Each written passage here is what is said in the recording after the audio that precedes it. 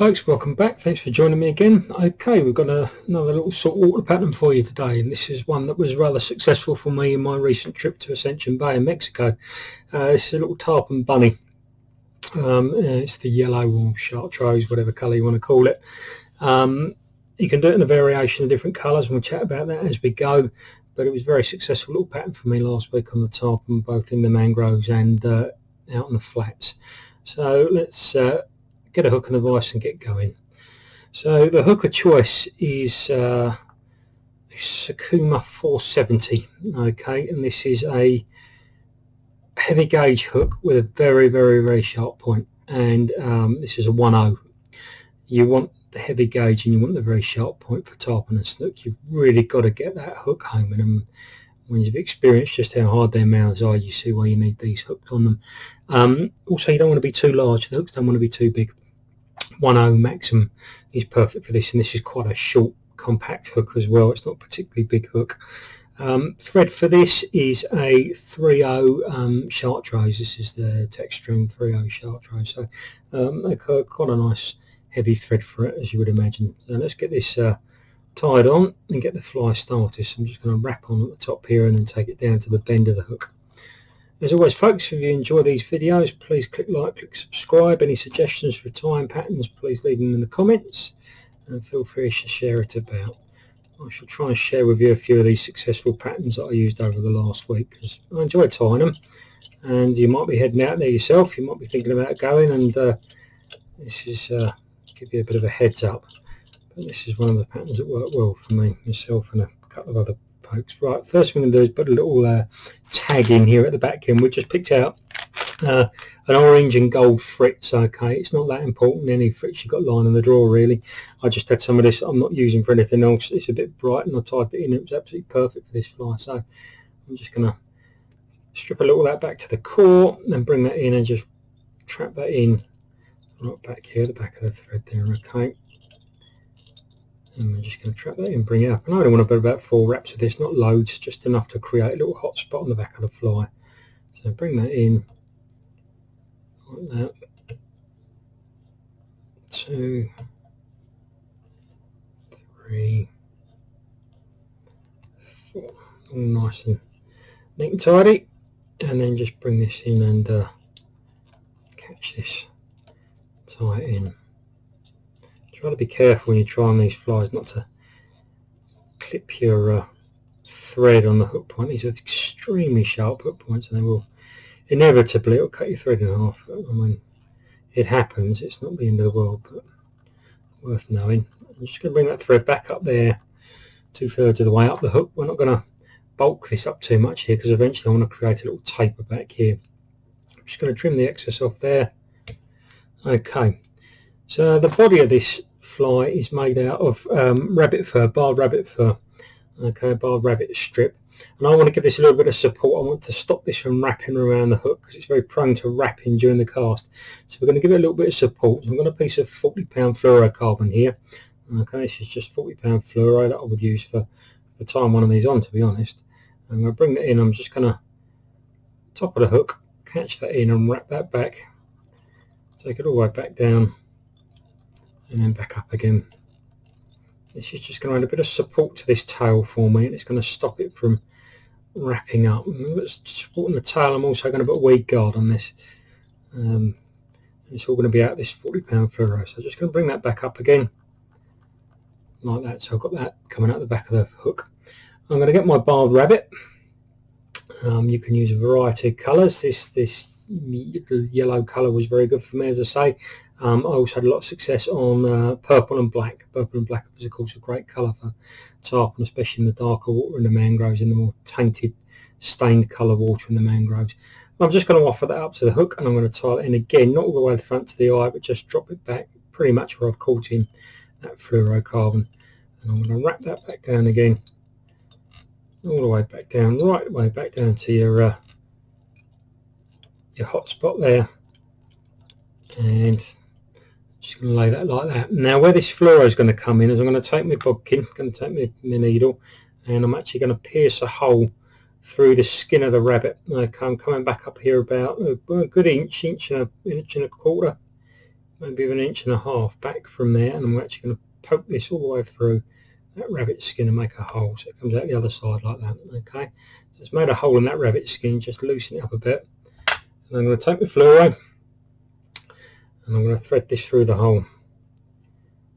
Just push that through the hole I've just made like that, pull it all the way through, and it forms a nice little loop at the back there. Okay, and we're just going to straighten this all out once this is all tied in, but we're just going to hold that. I want that loop. I'm going to give it a little squeeze. That's it, just to bring it down. You see how that loop now is underneath here, and that's just holding that out nice and straight and away from that hook to help it to stop from getting stuck around that hook point.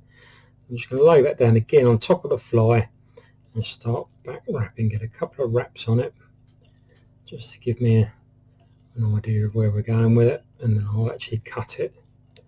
Yeah, that's going to be about enough there. So I'll actually cut this off here, just trim this off level with that, like that. Get rid of the fluoro for the minute. Just again flatten it all out so it's nice and straight, everything's nice and straight, and then we're just going to wrap that down nice and tight and lock that in. Bring that all the way to the front. Nice thread wraps and tidy that all up, and then back up again like that. Okay, so that's all nice and locked in now there, and that's just going to stop this from wrapping around the back of the hook. At this stage here, you're going to get your varnish, glue, whatever you want to use, and I'm just going to give this a nice load of varnish in there, and that will just soak into all of that as the fly is drying. It will just all soak in, and it will just stiffen it all up, toughen it all up. So water flies go through a fair bit of punishment, and it doesn't do any harm to toughen them up. So I'm going to take that and measure it out. I'm going to about 2.5 times the length of the hook shank. Okay, if you want to be enormous, doesn't need to be enormous. I'm just going to trim that back here, give it a little snip off there, and that's the length of the fly. That's how long I want that. Now we'll just straighten this up a bit, turn the bulk in, and just pull some of them fibres through so they're fairly central to the fly, so that loop is sitting fairly central, so everything looks nice and even. Really, I mean, not that it makes a huge amount of difference. I don't think he's got so much movement in the water, and from my experience of these tarpon, once they start coming for a fly, they really give up on it. And there we go, and that's just holding that out there nicely, keeping that away from the rest of the hook. Now the body for this, I've been using, you can use all sorts of materials. You can use rabbit, just strap the skin and wrap that back there, just another zonka strip or something in there, or you can tie a dubbing loop. I've been using this stuff, and this is I've got some pipe brush line around, and this is basically a wire core with a brush coming off, and it's very handy for this sort of dub. And you buy it as pipe brush, EP brush, there's all sorts of names for it depending on where you buy it from. It's got a little bit of glitter in there, as you can see, and it's just very, very easy to work with. So all I'm going to do is I'm going to catch that core in just here, just wrap forward, get the thread out of the way. That's fine, give it a good over the top of it, and get the thread out of the way, and just put the thread down here for the second. And then I'm going to tease these fibres back, so they're all pointing backwards in the same direction. Okay, just tease them back, and then I'm going to put 3, maybe 4 wraps of this around the hook, just teasing it all back as I go. Some of these fibres will pull out, don't worry about that. You get the bulk of this on there, it's fine. So this doesn't really want to be a particularly bulky fly. It gives that impression of being bulky, but without the weight of it. You can add weight to this fly, of course, if you want to. You can put some bead eyes on it, some lead eyes on it, whatever you like. It does pay to have a selection of different weighted flies when you're fishing in the salt water, depending on where you might be on the day. So that's had 3 wraps around there, and I'm quite happy with that. That's enough for me. I'll bring this thread back in here now and just tie this off. Just get a couple of wraps of thread on it. Just tie that back. That's lovely. Just flatten that back. Now with an old pair of scissors or a pair of pliers, because this stuff is metal core, trim this off. Don't use your good scissors on this stuff.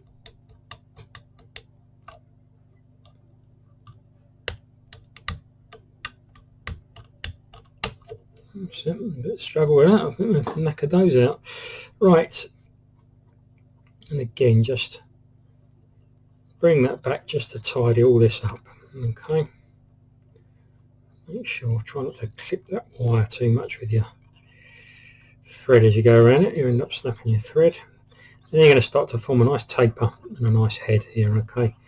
And just give yourself nice wraps over there, cover all this up.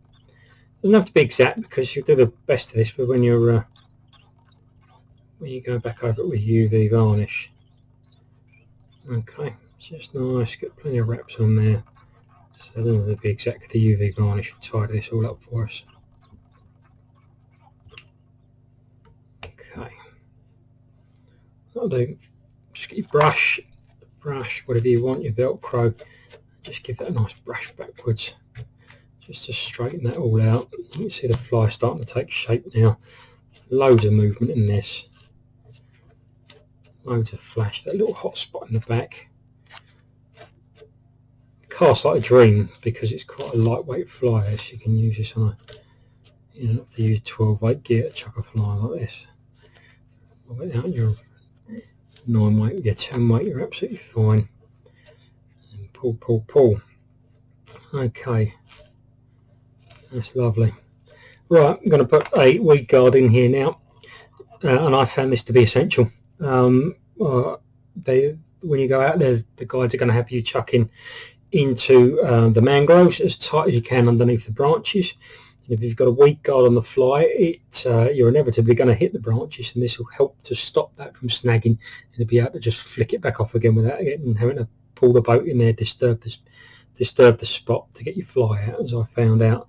Also, the fish that live around the flats and on the shoreline are often in the old floating sargassum weed, and you need to chuck this in the weed. It's actually where the tarpon are rolling and feeding, and again the weed guard really helps. So we're going to take our piece of 40-pound fluoro. I've just cut myself a piece of 40-pound fluoro there, and I'm just going to bend it over. I'm going to fold it back on itself, okay, and I'm going to actually take my pliers and I'm going to pinch that, okay, a little pinch on there just to really make sure that's folded back on itself nicely, and it just makes the tying a little bit easier. Just give it a little squeeze and I'll pinch that back, okay, and that's ready to go on now. There's all sorts of ways of tying this on, it's completely up to you, but it's probably easiest done from, get a couple of wraps in from just drop it over the top of the hook like that, get a couple of wraps in it from this top side here, either side, like that, okay, and then just pull it down tight over the hook, which is lovely, and then turn it upside down, and you can kind of start to maneuver it to where you want it. You want it to be just upwards of the hook, so you can bend it backwards and get a couple of wraps in behind it. Try not to get too much of this into it. Oops, hit the camera. So just get a few wraps in, little figure of 8 wraps around there.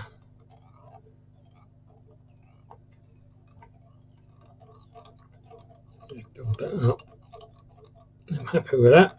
That's either side of that hook point, and that's going to sit proud of the hook, and that's where I'm going to tie that off. What happened to the camera?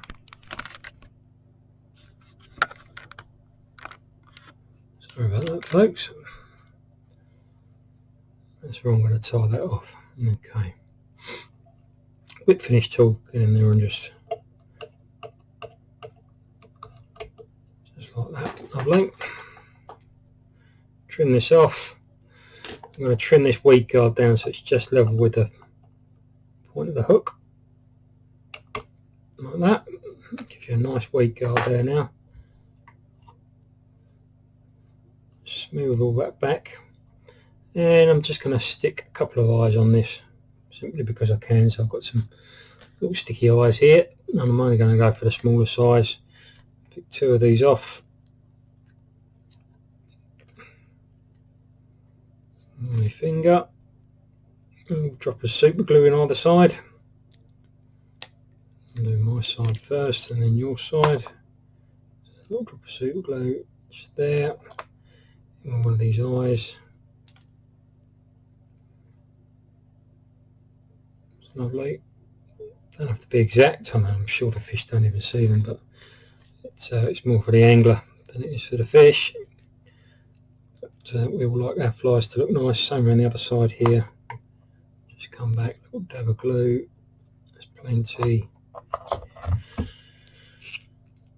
And then on with your eye.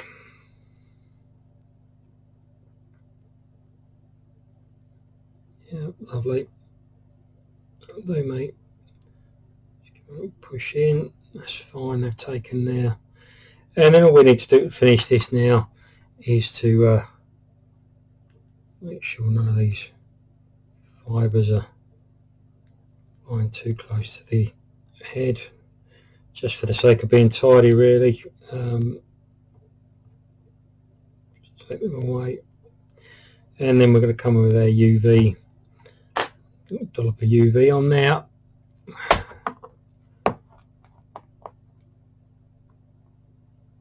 That's pretty much the fly done.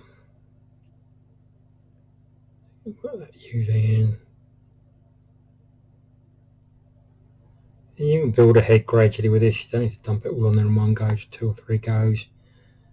Let it dry in between, dry it off. Once you get over those eyes you just stuck on, in between those weed guards. And they are essential, these weed guards. I would advise you tie them on all your tarpon patterns if you're going anywhere near mangroves, because it just makes your life a lot easier. A lot easier.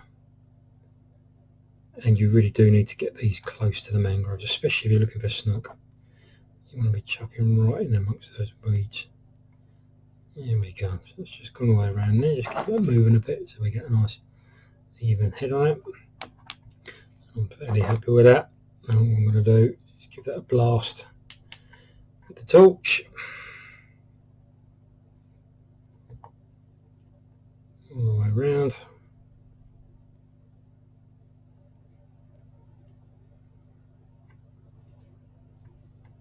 And that is a very, very simple but very, very effective tarpon fly. And as I say, it's good in this Chartreuse. You know, you could tie it in the darker green if you want to. It's good in this light yellow colour, and also very good in purple and black especially.